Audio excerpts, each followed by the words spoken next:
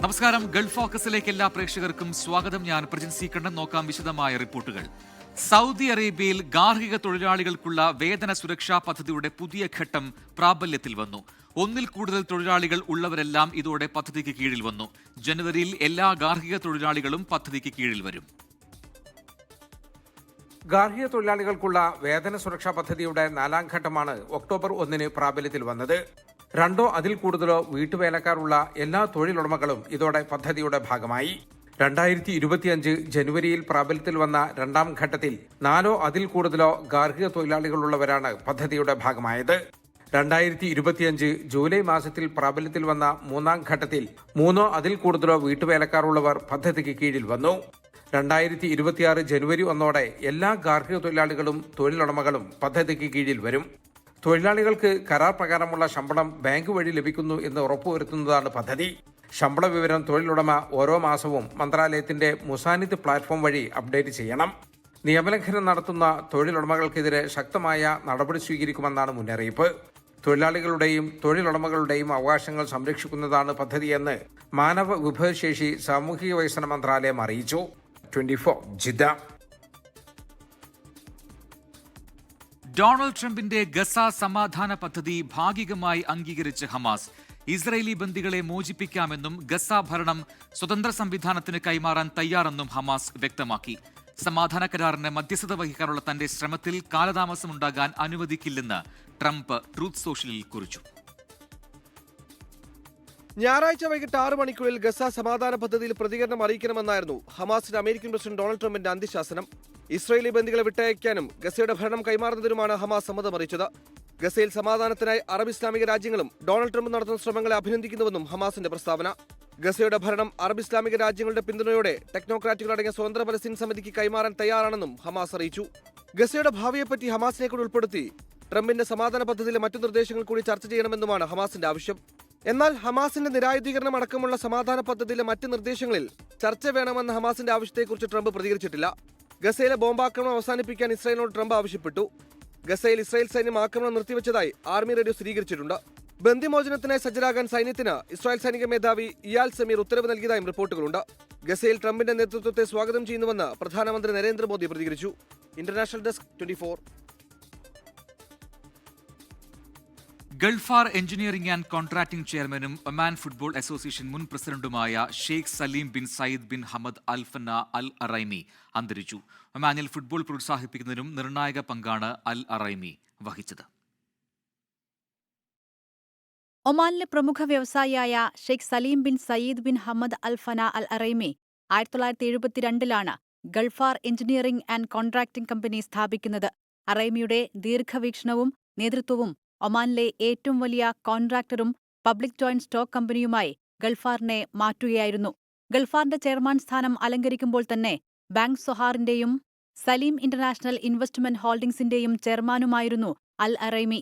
കൂടാതെ Oman charitable ഓർഗനൈസേഷന്റെ ബോർഡിലും അൽ അറൈമി സേവനമനുഷ്ഠിച്ചു. ഒമാന്റെ അടിസ്ഥാന സൗകര്യങ്ങൾക്കും സാമ്പത്തിക വികസനത്തിനും അൽ അറൈമി നൽകിയ സംഭാവനകൾ വലുതാണ്. 2007 ഗ്ലാസ്ഗോ കാലിഡോണിയൻ സർവകലാശാല ഓണററി ഡോക്ടറേറ്റ് നൽകി അൽ അറൈമിയെ ആദരിച്ചു. കായികരംഗത്ത് അതീവ തൽപരനായിരുന്ന അൽ അറൈമി ഒമാനിൽ ഫുട്ബോൾ പ്രോത്സാഹിപ്പിക്കുന്നതിൽ നിർണായക പങ്കാണ് വഹിച്ചത്. ഒമാൻ ഫുട്ബോൾ അസോസിയേഷന്റെ പ്രസിഡന്റായിരുന്ന അൽ അറൈമി അരൂബ ക്ലബ്ബുമായും ചേർന്ന് പ്രവർത്തിച്ചു. സമൂഹനന്മ ലക്ഷ്യമാക്കി പ്രവർത്തിച്ച കർമ്മനിരതനായ ഒരു മനുഷ്യസ്നേഹിയെയാണ് അൽ അറൈമിയുടെ നിര്യാണത്തിലൂടെ നഷ്ടമായിരിക്കുന്നത്. Research desk 24. തിരുവോണം ബമ്പർ നറുക്കെടുപ്പിൽ 1ാം സമ്മാനം TH577825 എന്ന നമ്പറിലുള്ള ടിക്കറ്റിന്. എറണാകുളത്തെ ഏജന്റ് ലതീഷ് നെട്ടൂരിൽ വിറ്റ ടിക്കറ്റിനാണ് 1ാം സമ്മാനമായ 25 കോടി രൂപ. ടിക്കറ്റ് വാങ്ങിയ ഭാഗ്യശാലിയെ കണ്ടെത്തിയിട്ടില്ല. ചടങ്ങിൽ പൂജാ ബമ്പർ പ്രകാശനം ചെയ്തു.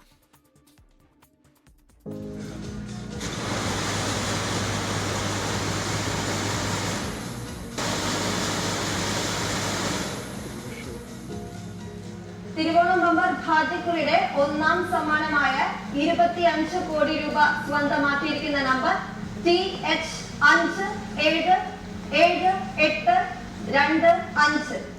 TH577825 എന്ന നമ്പർ സ്ക്രീനിൽ തെളിഞ്ഞപ്പോൾ ആദ്യം ചിരിവിരിഞ്ഞത് ആറ്റിങ്ങൽ ആസ്ഥാനമായുള്ള ഭഗവതി ഏജൻസി ജീവനക്കാരുടെ മുഖത്ത്. ഭഗവതി ഏജൻസി വഴി കൊച്ചിയിലേക്ക് എത്തിയ ടിക്കറ്റിനാണ് 25 കോടിയുടെ ബെമ്പർ.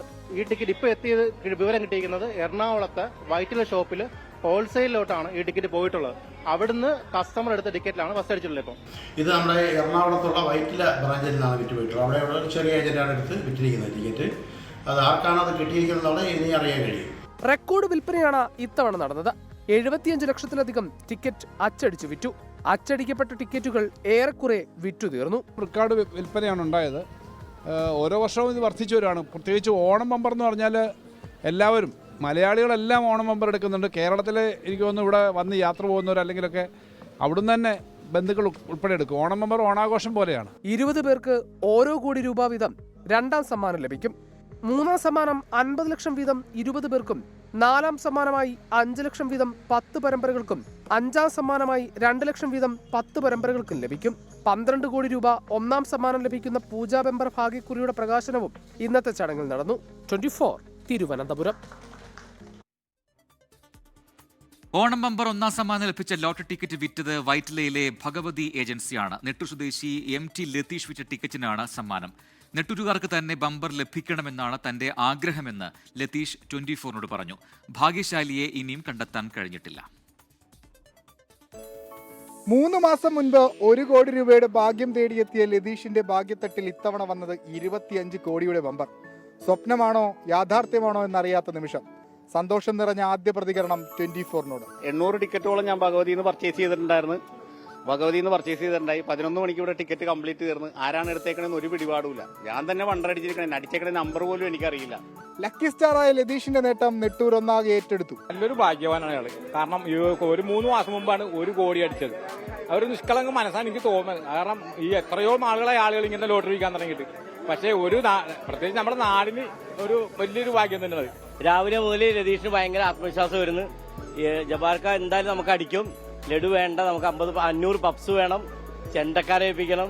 അപ്പൊ ഞാൻ കളിയാക്കി ചോദിച്ചു, നീ ഡ്രസ്സ് പുതിയാണ് ഇട്ടേക്കണം, നീ അതറിഞ്ഞോണ്ടാണ്. ഞാൻ ഇന്ന് ഡ്രസ്സ് പുതിയ ഇട്ടേക്കണം എന്ന് പറഞ്ഞു.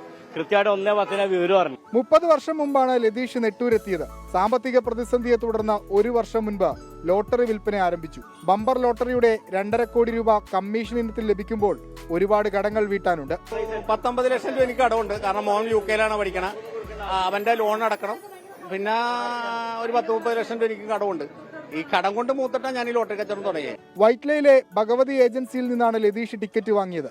ബമ്പർ അടിച്ചതോടെ ലതീഷിന്റെ കടയിൽ തിരക്കും കൂടി. ലതീഷിന്റെ ഈ ഭാഗ്യത്തട്ടിൽ നിന്ന് ആ ഭാഗ്യ ടിക്കറ്റ് എടുത്ത ഭാഗ്യശാലി ആരാണ് എന്നുള്ള കാത്തിരിപ്പിലാണ് കേരളം ഇന്ന്. എന്നാലും ആരായിരിക്കും ആ കോടീശ്വരൻ? കൊച്ചിയിൽ നിന്നാ വിഷ്ണു സുരേഷ്, 24. ശബരിമല സ്വർണ്ണപ്പാളി വിവാദത്തിൽ ആരോപണ വിധേയനായ ഉണ്ണികൃഷ്ണൻ പോറ്റിയുടെ മൊഴിയെടുത്ത് ദേവസ്വം വിജിലൻസ്. 4 മണിക്കൂറോളം ഉണ്ണികൃഷ്ണൻ പോറ്റിയെ ചോദ്യം ചെയ്തു. അന്വേഷണത്തോട് പൂർണ്ണമായി സഹകരിക്കുമെന്നും അന്വേഷണ സംഘത്തിന്റെ ചോദ്യങ്ങൾക്കെല്ലാം മറുപടി നൽകിയെന്നും ഉണ്ണികൃഷ്ണൻ പോറ്റി പറഞ്ഞു. വൈകിട്ട് 3:30യോടെയാണ് ഉണ്ണികൃഷ്ണൻ പോറ്റി ദേവസ്വം ആസ്ഥാനത്ത് വിജിലൻസ് അന്വേഷണ സംഘത്തിന് മുൻപിലെത്തിയത്. SP സുനിൽകുമാറിന്റെ നേതൃത്വത്തിലായിരുന്നു മൊഴിയെടുപ്പ്. എല്ലാ കാര്യങ്ങൾക്കും മറുപടി നൽകിയെന്നും എപ്പോൾ വിളിച്ചാലും സഹകരിക്കാൻ തയ്യാറാണെന്നും മൊഴിയെടുപ്പിന് ശേഷം ഉണ്ണികൃഷ്ണൻ പോറ്റി. ഉദ്യോഗസ്ഥരോട് പൂർണ്ണമായിട്ടും അന്വേഷണത്തോട് ഞാൻ സഹകരിക്കും. അന്വേഷണ ഉദ്യോഗസ്ഥർ ചോദിച്ച ചോദ്യങ്ങൾക്ക് ഞാൻ എല്ലാ മറുപടിയും കൊടുത്തിട്ടുണ്ട്. അതിന് മുകളിൽ ഇനി കോടതി ആവശ്യപ്പെടുന്ന രേഖകൾ എന്തെങ്കിലും ഉണ്ടെങ്കിൽ എൻ്റെ കയ്യിലുള്ളതെല്ലാം ഞാൻ സമർപ്പിക്കും. ദേവസ്വം വിജിലൻസ് റിപ്പോർട്ടിന് പിന്നാലെ ക്രൈംബ്രാഞ്ച് അന്വേഷണത്തിനാണ് സർക്കാർ ആലോചന. ഹൈക്കോടതിയിൽ സമഗ്ര അന്വേഷണം ആവശ്യപ്പെടാൻ ദേവസ്വം ബോർഡും തീരുമാനിച്ചിട്ടുണ്ട്. ദ്വാരപാലക ശില്പത്തിൽ സ്വർണം പൂശിയിരുന്നതായി നിർണായക മൊഴിയും വിജിലൻസിന് ലഭിച്ചിട്ടുണ്ട്. ദ്വാരപാലക ശില്പത്തിൽ 1999 സ്വർണം പൊതിഞ്ഞെന്ന് വ്യക്തമാക്കുന്ന ദേവസ്വം രജിസ്റ്ററും മഹർസറും ഹൈക്കോടതിയിൽ എത്തിയതിന്റെ രേഖകളും പുറത്തു വന്നിരുന്നു. ഉണ്ണികൃഷ്ണൻ പോറ്റിയെക്കുറിച്ച് പോലീസ് രഹസ്യാന്വേഷണ വിഭാഗവും അന്വേഷണം ആരംഭിച്ചിട്ടുണ്ട്. 24 തിരുവനന്തപുരം. ശബരിമലയിലെ സ്വർണ്ണപ്പാളി വിഷയത്തിൽ നിഗൂഢതയേറുന്നു. വിജയ് മല്യ ദ്വാരപാലക ശില്പങ്ങളിൽ പൊതിഞ്ഞ 5 കിലോ സ്വർണം എവിടെ എന്നതിൽ ദേവസ്വം ബോർഡിന് ഉത്തരമില്ല. നിലവിൽ 5,61 ലക്ഷം രൂപ വരുന്നതാണ് ഈ സ്വർണ്ണപ്പാളികൾ. 2019 അറ്റകുറ്റപ്പണിക്കായി കൈമാറിയത് ചെമ്പ് പാളി എന്ന ഉണ്ണികൃഷ്ണൻ പോറ്റിയുടെ വാദത്തോടെ ദേവസ്വം ബോർഡ് പ്രതിരോധത്തിലായി. 1999 വിജയ് മല്യ ശബരിമല ക്ഷേത്രം സ്വർണം പൂശാൻ കൈമാറിയത് 30.3 കിലോ സ്വർണവും 1900 കിലോ ചെമ്പും. ദ്വാരപാലകർക്കായി 5 കിലോ സ്വർണം വേണ്ടിവന്നെന്ന് വെളിപ്പെടുത്തിയത് അന്ന് മേൽനോട്ടത്തിന് വിജയ് മല്യ നിയോഗിച്ച സെന്തിൽ നാഥൻ. സ്വിറ്റ്സർലൻഡിൽ നിന്ന് ഇറക്കുമതി ചെയ്ത 24 ക്യാരറ്റ് സ്വർണമാണ് ഉപയോഗിച്ചതെന്നും സെന്തിൽനാഥൻ. ചെന്നൈ മൈലാപ്പൂരിലെ JNR ജ്വല്ലറി ഉടമ നാഗരാജിന്റെ നേതൃത്വത്തിൽ 53 ശില്പികളാണ് സ്വർണം പൊതിഞ്ഞത്. തിളക്കം മങ്ങിയെന്ന് പറഞ്ഞ് 2019 ഉണ്ണികൃഷ്ണൻ പോറ്റിക്ക് കൈമാറിയത് ചെമ്പുപാളിയെന്ന് ദേവസ്വം മഹസർ. ഉണ്ണികൃഷ്ണൻ പോറ്റിയുടെ വാദവും ഇതാണ്. ഈ തന്നിരിക്കുന്ന ലെറ്ററിനകത്ത് ചെമ്പെന്നാണ് എഴുതിയിരിക്കുന്നത്. അപ്പോൾ അത് എനിക്കിപ്പോൾ ഞാൻ അവിടെ നിന്ന് എടുത്തുകൊണ്ട് പോയതല്ല, ദേവസ്വം ഉദ്യോഗസ്ഥർ തന്നതാണ്. അപ്പോൾ അത് തന്നെ എനിക്ക് ബൈ ഹാൻഡ് തന്നിരിക്കുന്ന ലെറ്ററിനകത്ത് അതായിരുന്നു. പിന്നെ ബൈലോയ്ക്കകത്തുള്ള ബാക്കി നിയമവശങ്ങൾ എനിക്കും അറിയില്ലായിരുന്നു. അതിൻ്റെ വീഴ്ച, അതായത് ഞാൻ തന്നെ കൊണ്ടുപോയി എന്നുള്ളതൊക്കെ. പിന്നെ മെയിൻ്റനൻസ് വർക്കും കൂടെ എഴുതിയിരിക്കുന്നതുകൊണ്ട് ആ മെയിൻ്റനൻസിൻ്റെ വർക്കിൻ്റെ കാലതാമസം വന്നു. ഒരിക്കൽ സ്വർണം പൂശിയതിൽ പിന്നീട് പണി നടത്തില്ലെന്ന് ചെന്നൈ സ്മാർട്ട് ക്രിയേഷൻസ് പറയുന്നു. ഉണ്ണികൃഷ്ണൻ പോറ്റി സ്വർണം പൂശാൻ എത്തിച്ചത് ചെമ്പുപാളിയെന്ന് സ്മാർട്ട് ക്രിയേഷൻസും അവകാശപ്പെടുന്നു.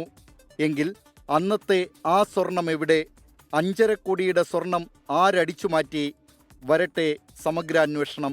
News desk 24. ശബരിമല സ്വർണ്ണപ്പാളി വിവാദത്തിൽ തിരുവിതാംകൂർ ദേവസ്വം ബോർഡിനെതിരെ പ്രതിഷേധം ശക്തം. ദേവസ്വം ബോർഡ് ആസ്ഥാനത്തിന് മുന്നിൽ യൂത്ത് കോൺഗ്രസ് പ്രതിഷേധിച്ചു. ചൊവ്വാഴ്ച മുഖ്യമന്ത്രിയുടെ വസതിയിലേക്ക് BJP പ്രതിഷേധ മാർച്ച് നടത്തും. എന്നാൽ 2019 കാര്യങ്ങൾ തന്നോട് ചോദിക്കേണ്ടെന്നാണ് ദേവസ്വം ബോർഡ് പ്രസിഡന്റ് PS പ്രശാന്തിന്റെ നിലപാട്.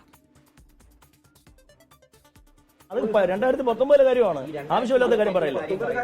19 ഞാനാണോ ദേവസ്വം ബോർഡ് പ്രസിഡന്റ്? 2019 വിഷയമൊക്കെ കോടതിയുടെ പരിഗണനയിലിരിക്കുന്ന വിഷയങ്ങളല്ലേ, കോടതി തീരുമാനിക്കട്ടെ.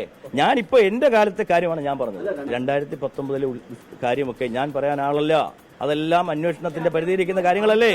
സ്വർണ്ണപ്പാളിയുമായി ബന്ധപ്പെട്ട വിവാദം 2019 പറഞ്ഞ് കൈയൊഴിയുകയാണ് ദേവസ്വം ബോർഡ് അധ്യക്ഷൻ PS പ്രശാന്ത്. ദ്വാരപാലക ശില്പത്തിൽ പൊതിഞ്ഞത് സ്വർണം തന്നെയെന്ന് വിജയ് മല്യ കരാർ ഏൽപ്പിച്ച കമ്പനി ഉടമയുടെ മകൻ Jagannath. We did the copper work as well as gold laying work. Ours was labor contract and we did so. What was laid was pure gold, pure 24 karat gold that was. അതേസമയം ഭക്തി കൊണ്ടാണ് തങ്കക്കവാടം വീട്ടിലെത്തിച്ച് പൂജ നടത്തിയതെന്ന് ജയറാം 24 പറഞ്ഞു. നമ്മളൊന്നും അറിഞ്ഞിട്ടല്ലല്ലോ. അയ്യപ്പൻ്റെ അങ്ങോട്ടേക്ക് പോകുന്ന ഒരു എന്തായാലും അതിലേക്കൊന്ന് തൊഴുത് ഒരു കർപ്പൂരം കാണിക്കാൻ ഒരു ഭാഗ്യം ദൈവം എനിക്ക് തന്നല്ലോ എന്ന് ഞാൻ വിചാരിക്കുക. പക്ഷെ അത് പിൽക്കാലത്ത് 4-5 വർഷത്തിന് ശേഷം ഇങ്ങനെ ഒരു ഇതിലേക്ക് നീങ്ങും, ഇതിൻ്റെ പിന്നിൽ ഇങ്ങനെയൊക്കെ ഉണ്ടായിരുന്നു നമുക്ക് അറിയില്ലല്ലോ സാർ. സ്വർണ്ണപ്പാളി വിവാദത്തിൽ തിരുവിതാംകൂർ ദേവസ്വം ബോർഡ് ആസ്ഥാനത്തിന് മുമ്പിൽ യൂത്ത് കോൺഗ്രസ് പ്രതിഷേധിച്ചു. ശരണം വിളിച്ച് തേങ്ങയുടച്ചാണ് പ്രതിഷേധം. ജയറാമിനെതിരെയും പ്രതിഷേധമുയർന്നു.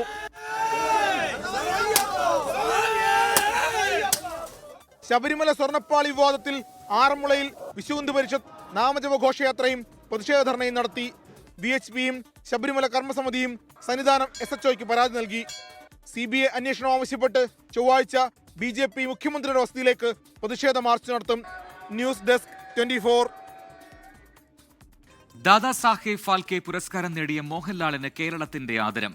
മലയാളം വാനോളം ലാൽ സലാം എന്ന പേരിൽ സംസ്ഥാന സർക്കാർ തിരുവനന്തപുരത്ത് സംഘടിപ്പിച്ച പരിപാടിയിൽ മുഖ്യമന്ത്രി പിണറായി വിജയൻ മോഹൻലാലിനെ ആദരിച്ചു. നടപ്പിലും ഇരിപ്പിലും നോട്ടത്തിലും ഇത്രത്തോളം മലയാളിയെ സ്വാധീനിച്ച അധികം താരങ്ങളില്ലെന്ന് മുഖ്യമന്ത്രി പിണറായി വിജയൻ പറഞ്ഞു.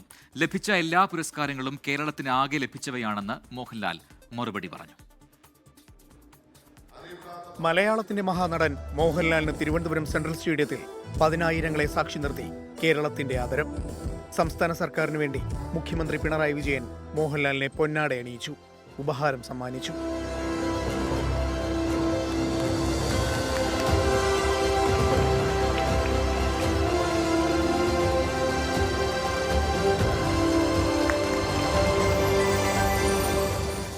കവി പ്രഭാവർമ്മ എഴുതിയ കാവ്യപത്രം മുഖ്യമന്ത്രി മോഹൻലാലിന് സമർപ്പിച്ചു. ലോകം 100 യുഗങ്ങളായി ഒരു കനൽ കൊത്തിങ്ങു പ്രാർത്ഥിക്കയാലാകും ചാരുമനോജ്ഞദീപ്തിയുളവാം. വിഖ്യാത ചിത്രകാരൻ A. രാമചന്ദ്രന്റെ താമരക്കുളത്തിന്റെ ലോകമെന്ന ചിത്രം മുഖ്യമന്ത്രി മോഹൻലാലിന് സമ്മാനിച്ചു. ജന്മനാടിന്റെ സ്നേഹം ഏറ്റുവാങ്ങുമ്പോൾ വൈകാരിക ഭാരങ്ങളെ മറച്ചുപിടിക്കാൻ കാലങ്ങളായി താൻ ആർജിച്ച അഭിനയശേഷിക്ക് കഴിയുന്നില്ലെന്ന് മോഹൻലാൽ.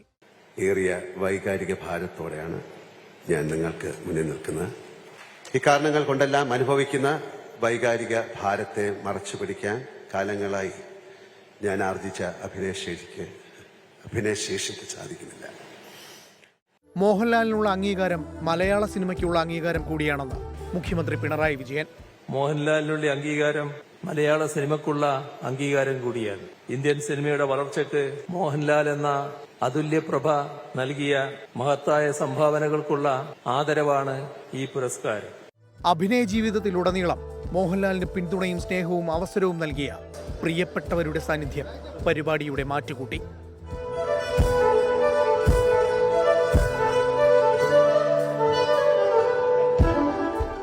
ഉദ്ഘാടന ചടങ്ങിന് ശേഷം മോഹൻലാലിനുള്ള കലാസമർപ്പണമായ രാഗം മോഹനം അരങ്ങേറി. കഥകളി ആചാര്യൻ കലാമണ്ഡലം ബാലസുബ്രഹ്മണ്യൻ ആശാൻ തിരനോട്ടം അവതരിപ്പിച്ചു. 24 തിരുവനന്തപുരം.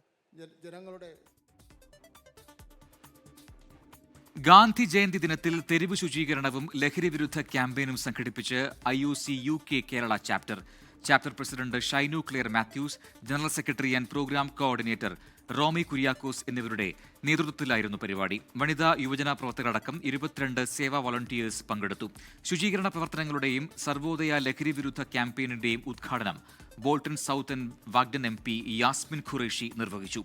സേവാ സർട്ടിഫിക്കറ്റുകളുടെ വിതരണവും MP നിർവഹിച്ചു. ലണ്ടനിൽ ഗാന്ധി പ്രതിമയ്ക്ക് നേരെയുണ്ടായ ആക്രമണത്തിനെതിരെയുള്ള പ്രതിഷേധ വേദി കൂടിയായിരുന്നു പരിപാടി. ഓസ്ട്രേലിയയിലെ വടക്ക് പടിഞ്ഞാറൻ സിഡ്നിയിൽ സ്കോഫീൽഡ് മലയാളി അസോസിയേഷന്റെ നേതൃത്വത്തിൽ ഓണാഘോഷം സംഘടിപ്പിച്ചു. സെന്റ് മേരീസ് മെമ്മോറിയൽ ഹാളിൽ നടന്ന പരിപാടി റിവർസ്റ്റോൺ MP വാറൻ കിർബി ഉദ്ഘാടനം ചെയ്തു. ചെണ്ടമേളം, ഓണസദ്യ, കലാപരിപാടികൾ എന്നിവ ഓണാഘോഷത്തിന്റെ ഭാഗമായി നടന്നു. സുബിൻ കുര്യാക്കോസ്, ഡെറിക് അലക്സ്, ജയകൃഷ്ണൻ നടുവക്കാട്ട്, ജോൺസൺ ഫിലിപ്പ് എന്നിവർ പരിപാടികൾക്ക് നേതൃത്വം നൽകി. അമേരിക്കയിലെ ടെക്സസിലെ ഡാലസിൽ ഇന്ത്യൻ വിദ്യാർത്ഥി വെടിയേറ്റു മരിച്ചു. ഹൈദരാബാദ് സ്വദേശി ചന്ദ്രശേഖർ പോൾ ആണ് മരിച്ചത്. ഗ്യാസ് സ്റ്റേഷനിലെ ജോലിക്കിടെ അജ്ഞാതൻ വെടിവയ്ക്കുകയായിരുന്നു. BDS ബിരുദധാരിയായ ചന്ദ്രശേഖർ 2023 US-ലെത്തിയത്.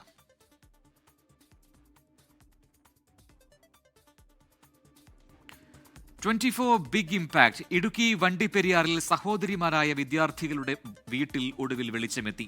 ഹാഷിനിയുടെയും ഹർഷിനിയുടെയും വീട്ടിൽ KSEB ഉദ്യോഗസ്ഥരെത്തി പുതിയ വൈദ്യുതി കണക്ഷൻ നൽകി. വൈദ്യുതി പോസ്റ്റ് ഇടാൻ എസ്റ്റേറ്റ് അധികൃതർ അനുവദിക്കാത്തതിനാൽ ഇരുട്ടിലായ കുട്ടികളുടെ വാർത്ത 24 ആണ് റിപ്പോർട്ട് ചെയ്തത്. മെഴുകുതിരി വെളിച്ചത്തിൽ പഠിക്കേണ്ട ദുരവസ്ഥയാണ് ഇടുക്കി വണ്ടിപ്പെരിയാർ ഇഞ്ചിക്കാടുള്ള സഹോദരങ്ങളായ ഹാഷിനിക്കും ഹർഷിനിക്കും. തോട്ടം മാനേജ്മെന്റിന്റെ പിടിവാശിയിൽ കഴിഞ്ഞ 2 മാസമായി ഇവരുടെ വീട്ടിൽ കറണ്ടില്ല. അധികൃതരുടെ അടിയന്തര ഇടപെടൽ കാത്ത് കഴിയുകയാണ് ഈ 4-അംഗ കുടുംബം.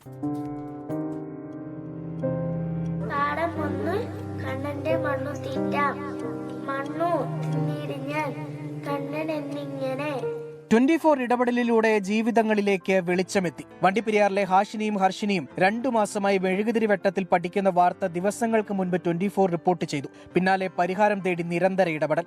റവന്യൂ, വൈദ്യുതി മന്ത്രിമാർ നേരിട്ടിടപെട്ടിട്ടും തോട്ടമുടമയും KSEBയും തടസ്സവാദങ്ങൾ പറഞ്ഞു. പിന്നീട് ജില്ലാ കളക്ടർ കുടുംബവും എസ്റ്റേറ്റ് മാനേജ്മെന്റുമായി നടത്തിയ ചർച്ചയിലാണ് പരിഹാരം. ഇന്ന് വൈകിട്ടോടെ വീട്ടുമുറ്റത്തും കുട്ടികളുടെ മുഖത്തും പ്രകാശം തെളിഞ്ഞു.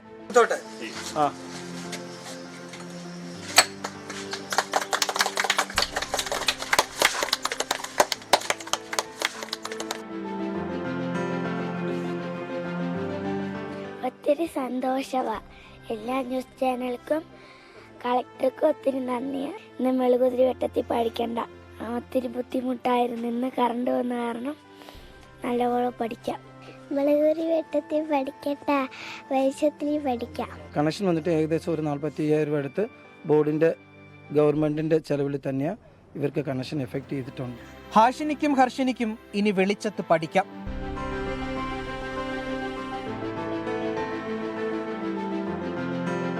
2 ആഴ്ച മുമ്പ് നമ്മൾ ഈ വീട്ടിൽ വരുമ്പോൾ ഹാഷിനിയുടെയും ഹർഷിനിയുടെയും മുഖത്ത് ഈ പുഞ്ചിരിയും ഈ പ്രകാശവും ഉണ്ടായിരുന്നില്ല. ഇന്ന് പ്രകാശപൂരിതമായ ഈ 2 സഹോദരിമാരുടെ മുഖം കാണുമ്പോൾ തന്നെ 24-ന് ഏറെ അഭിമാനമുണ്ട്. സുമിത്തിനൊപ്പം രാഹുൽ വിജയൻ, 24 ഇടുക്കി. ഇന്ത്യൻ ഏകദിന ടീമിനെയും ഇനി ശുഭ്മാൻ ഗിൽ നയിക്കും. ക്യാപ്റ്റൻ സ്ഥാനത്ത് നിന്ന് മാറ്റിയെങ്കിലും രോഹിത് ശർമ്മ ഓസ്ട്രേലിയൻ പര്യടനത്തിനുള്ള ഇന്ത്യൻ ടീമിലുണ്ട്. മലയാളി താരം സഞ്ജു സാംസൺ 2020 ടീമിലെ സ്ഥാനം നിലനിർത്തി. ഹിറ്റ്മാൻ യുഗത്തിന് അന്ത്യം. ടെസ്റ്റ് ക്രിക്കറ്റിന് പിന്നാലെ ഏകദിനത്തിലും ശുഭമാൻ ഗിൽ ഇന്ത്യൻ നായകൻ. ചാമ്പ്യൻസ് ട്രോഫിയിലൂടെ ഒരു ICC കിരീടത്തിനായുള്ള ഇന്ത്യയുടെ 12 വർഷത്തെ കാത്തിരിപ്പ് അവസാനിപ്പിച്ച രോഹിത് ശർമ്മ ഓസ്ട്രേലിയൻ പര്യടനത്തിൽ കളിക്കുക ഓപ്പണിംഗ് ബാറ്റർ എന്ന ലേബലിൽ. ശ്രേയസ് അയ്യരാണ് ടീമിന്റെ വൈസ് ക്യാപ്റ്റൻ. 2027 ലോകകപ്പ് മുന്നിൽ കണ്ടുള്ള തീരുമാനമെന്ന BCCI മുഖ്യ സെലക്ടർ അജിത് അഗാർക്കർ. വിരാട് കോഹ്ലിയും ടീമിലേക്ക് മടങ്ങിയെത്തിയപ്പോൾ രവീന്ദ്ര ജഡേജയെ ഒഴിവാക്കി. ഏഷ്യ കപ്പിൽ കളിച്ച ടീമിൽ 2 മാറ്റങ്ങളുള്ളതാണ് സൂര്യകുമാർ യാദവ് നയിക്കുന്ന 2020 സ്ക്വാഡ്. പരിക്കേറ്റ ഹാർദിക് പാണ്ഡ്യയ്ക്ക് പകരം നിതീഷ് കുമാർ റെഡ്ഡിയെയും അധികമായി വാഷിംഗ്ടൺ സുന്ദറിനെയും ഉൾപ്പെടുത്തി. മലയാളി താരം സഞ്ജു സാംസണെ ടീമിലെ വിക്കറ്റ് കീപ്പറായി നിലനിർത്തിയപ്പോൾ ഏകദിന ടീമിലേക്ക് പരിഗണിക്കാത്തതിൽ വിമർശനങ്ങൾ ഉയരുന്നുണ്ട്.